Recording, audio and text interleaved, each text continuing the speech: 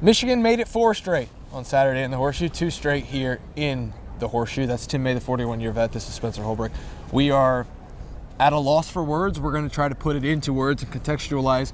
Michigan 13, number 2, Ohio State 10. Michigan without 2 of its best players, 1 on each side of the ball. Yep. Michigan with a depleted passing attack. I think they had 62 passing yards and 2 interceptions. Michigan with a non-existent offense. Gets a touchdown on a 3-yard drive, a field goal on a 2-yard drive, and then goes down the field and marches right down like nothing ever was bothering them in the fourth quarter, Tim. Yep. And stuns 106,005 people in this building.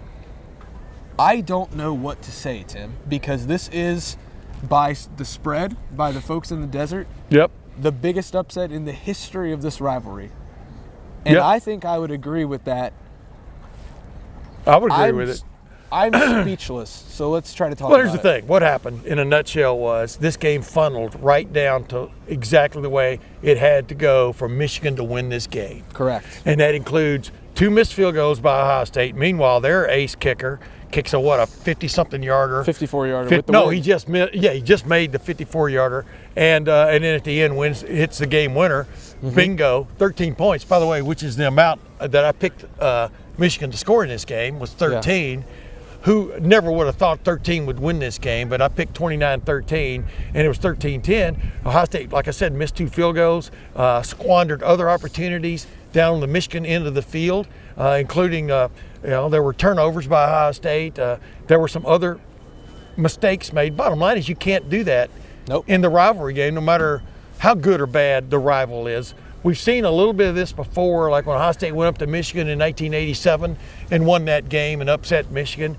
We saw when Michigan upset Ohio State on this field in 96, when Ohio State squandered scoring opportunities, scored only 9 points with 3 field goals in the first half and didn't score in the second half. That was 13-9. This was 13-10. Correct. That's same scenario. Yep. You didn't take advantage of your opportunities. You lose the game. And so that's where we are. Now, whether this is the biggest upset, I mean, that's by spread it is. By spread it is. But whether it's the most stunning, I'm not sure you can say that, but I would, from the extent of it's been a 3-game losing streak. You had everything going your way on paper going into this game, and you squandered it. Squandered is, in my opinion, the word of the day. Again, 2 best players for Michigan did not play in this game. Yeah.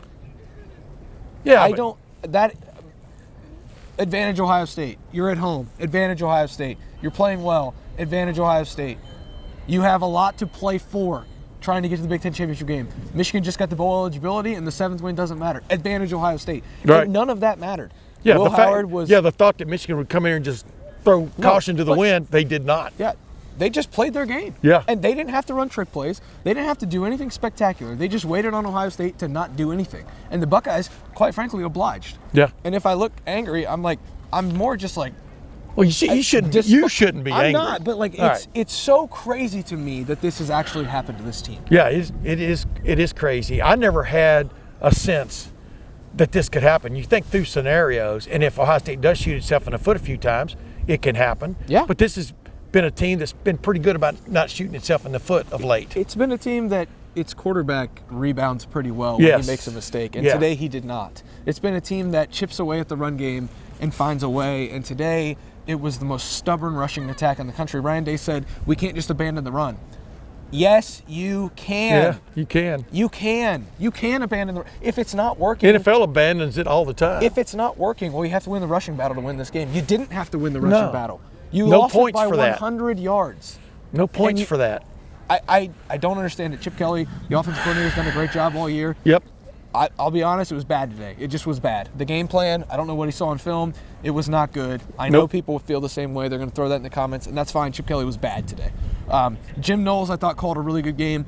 Everything the defense did was incredible until they've got Khalil Mullings wrapped up in the backfield on a 3rd down, on 3rd and 7. And he spurts free for a 29-yard gain. They run out the clock, kick a field goal, and then Ohio State's in desperation mode. Michigan writers, I'm sure, are equating that to what he did against USC near the end of the game when his big long run set up the win. And so it's just crazy to me. Here's the deal. I'll get back to showing a little bit less emotion here. The last 3 games against this team, you could probably excuse as like, okay, 2021 streak snapper, 2022 they had your signals, and 2023 they were probably just a better football team, for being honest with you. Yeah. This is none of the 3. It was at home. You were number 2 in the country. This team had lost to way lesser teams than what you are. Yep. You were at home. And I have been very dismissive of all of the John Cooper comparisons. You were around for all of that. This was a John Cooper loss. It just was. This is what John Cooper used to do. This Michigan would walk in here with the winged helmets. They would beat Ohio State. But see, even back then, I just said, stuff happens. Stuff happens in these games. This, to lay this at the feet of Ryan Day, I think is a little bit over the top. But that's what it is. Because, you know that. Yes, but we're just talking about what we think could have changed this game for Ohio State. And I do believe exploiting Jeremiah Smith, Emeka Egbuka, and Carnell Tate to their utmost in this game, which it looked like they were trying to do. I mean, Carnell Tate was almost going to be the player of the game. Then Jeremiah Smith, they wake up, there's Jeremiah Smith out there, throw the ball to Jeremiah Smith and Emeka Egbuka. Michigan couldn't handle heavy doses of that. Nope. And why you get a drive going and then all of a sudden run the ball, get a drive going with the passing game and all of a sudden run the ball, we can get into technicalities and all that kind of baloney. Michigan had, for the most part, with the exception of one Ohio State possession, had the run game covered. Yep. Much like Nebraska did at one point, much like Indiana did at one point. Go to what you're really good at, go to where your players are superior, and they were. Yeah. The passing game.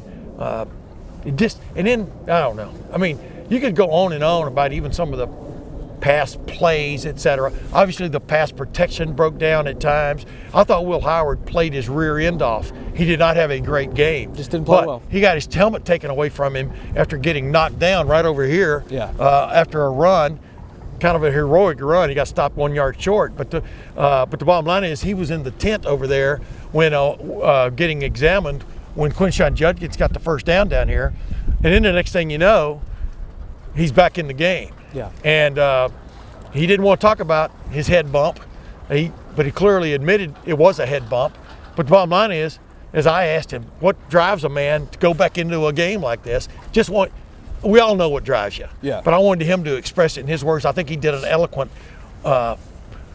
representation of what drives a guy to want to go back into the game after you've left it like that. So there were heroes, but there were no heroic moments for the most part, except Jack Sawyer. So Caleb Downs, heroic moment, gets an interception inside the 20-yard line. You think, okay, Buckeyes are in business. Right. They're going to take the lead, and this thing's going to be over. It was a sweat, but that's fine. Then Davis Warren gets down in the end zone, has a wide open tight end, throws it directly to Jack Sawyer instead. Jack Sawyer makes a great play, sees the guy coming. Crisis averted. Ohio State's going to go down and find a way to win this game. And they just didn't. Yeah. Because they kept running the ball. And I will never, ever understand. Don't run the damn ball. For the rest of my life, I will never understand why they kept doing what they were doing. Pass the damn ball is what you're saying. Look, I talked to one of our friend of the show, Bill Landis. I said to him close to halftime, I said, do we know what we talked ball a little bit. I said, do we know what Chip Kelly's trying to do here? Because even when it's not working sometimes this season, I've kind of saw the vision. Oh, yeah. Of like what Chip Kelly is trying to accomplish here. Right. And quite honestly, it looked like they were taking the run game and just hitting themselves in the head with a hammer because they just kept doing it and they weren't any successful at it. Well, they saw some things. They saw some things if the play developed. If the play developed correctly, they could get maybe some big hits on it. They never consistently got the running backs to the second level. No. Because Michigan was almost a beat ahead or their guys were sound in terms of covering don't chase ghosts, and they did a good job of that, Michigan did. But that's the point. You played the game to a certain extent, and I know Ohio State threw the ball 33 times out of 59 plays, but you've kind of played the game exactly the way Michigan needed you to play the game for Michigan to be in the game. And wanted you to play the game. With all that said, the squandered opportunities kept this from being a step-by-step bust out. Yeah, exactly. Okay. I completely agree, Tim. And Can we go in just a minute? I know you've got to go. We need to cover this, though. Yeah. This is important. Ohio State, and I know people don't want to hear this, Ohio State is not done. The season's not over. Yeah. But as we record this, I think Maryland's leading Penn State. That may have changed. Purdue has to knock off Indiana. No, we don't the see Big that Ten, happening. it's done. The Big Ten is done because Indiana's not losing to Purdue. So even Well, if Penn State loses, dude. sure, okay, sure. But Ohio State was we're not going to entertain that because you just said you got to go. Yeah, but I'm just saying. This team can get into the college football playoffs still. Oh, They yeah. will get into the college football playoffs still. We might And be they're- here in 3 weeks. They're talking about deep runs and things like that. I don't know how you get over this. The players, I don't know how you get over it. And I know they got over 22 on this field and went and almost beat Georgia and could have won the national championship. Yes. And maybe I'll look like an idiot.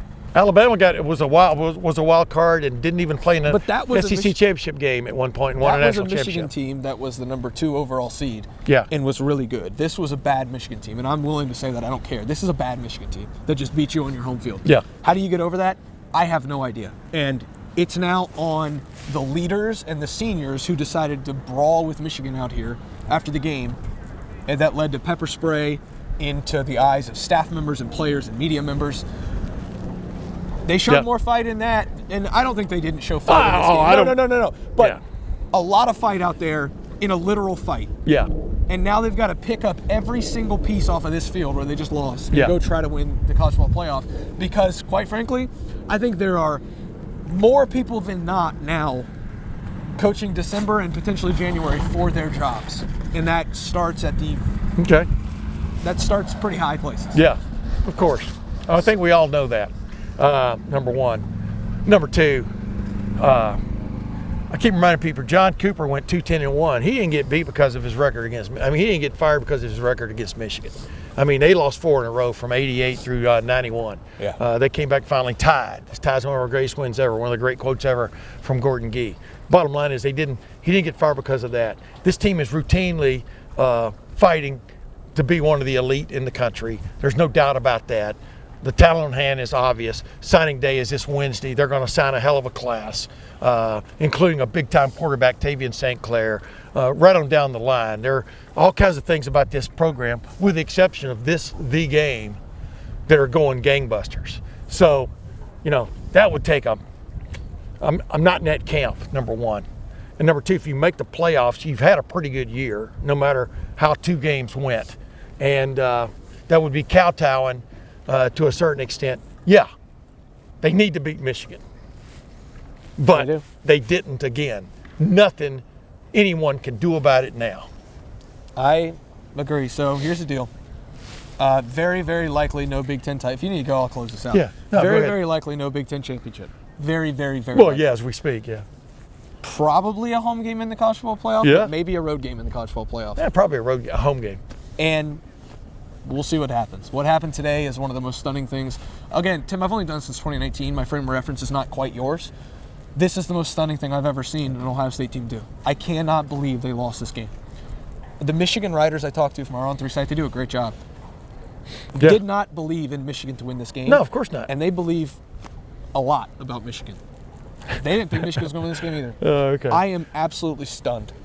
And we'll talk about it on Monday a little bit more on the Monday after. But, yeah, if you had hotels in Indy, cancel them. And if you had Rose Bowl tickets, cancel them because that's going to be Oregon or whoever they play in the Big Ten title game likely. Yeah. So that's where Ohio State goes from here. It's a crazy day. 13-10 Michigan final score. We'll talk about it more on Monday. That's Tim May, the 41-year vet. I'm just Spencer Holbrook. A lot of pieces to pick up in the aftermath of this one. We'll have it all at lettermenrow.com. Go over there right now. Make sure you leave comments. I know you guys have already commented. That's going to be a wild ride, those comments. Tim and I are going to cover this team as best as we can all the way through it. No matter where they send us, we're going to be there. Tim, Spencer, thanks for watching. Thanks By the for way, listening. I want to make sure everybody knows I was stunned as much as you were today. Yeah, it's about just- the way I was stunned. It was like a slow motion. This is really happening. They have played right into Michigan hands, one way or the other. I'm as stunned as you are, but I also am old enough to know that life goes on. Absolutely. And that's why we keep you around. You're the wily old veteran of this crew. Yeah. Again, Tim and Spencer, like I said, we'll cover this team as much as we can. In the aftermath of 13-10, one of the biggest upsets in the history of this rivalry is now in the books. And Michigan tried to plant a flag. Ohio State didn't let it. There was a fight. We'll see what happens after that. We'll talk about it on Monday and more. Again, Michigan beats Ohio State. See you guys over at lettermenrow.com.